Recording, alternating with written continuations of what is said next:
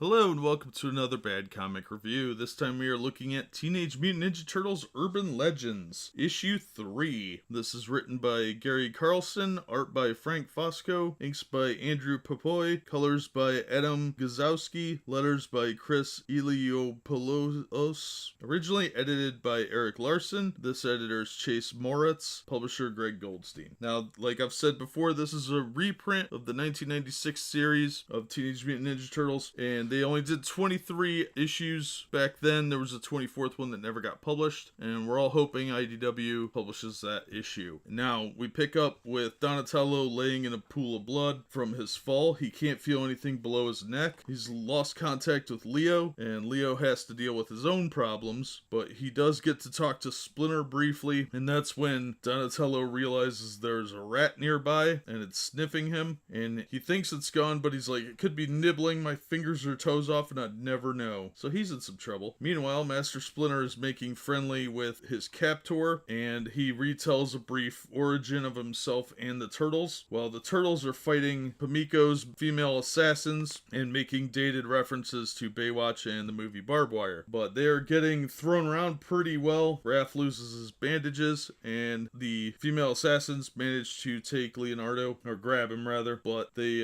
get lucky and Leo comes too. And after the assassins take off, they decide to chase after them in a Triceraton air car that Donatello managed to salvage and rebuild. And we're left with a cliffhanger when they find Donatello's body, and it does not look good. But that is how the issue ends. Now, overall, I did like the story, but it's definitely not your 1990s cartoon Teenage Mutant Ninja Turtles. This is a much more adult-oriented book. The themes are definitely way more mature. There is a lot more blood and violence than the cartoon would have you believe. It's more like the original series. It's a much different interpretation, I guess is what I'm saying. I would recommend it if you're looking for like an Elseworlds version of the Turtles, because this one never really made canon. It really wasn't as popular back then even, because the Turtles were on a downswing. Would I recommend it? Yes. It's still better than a lot of the books out on the market today, and I would say it's worth $4. There's a lot of dated references to different pop culture of the time, but if you could get past that, or you just have nostalgia,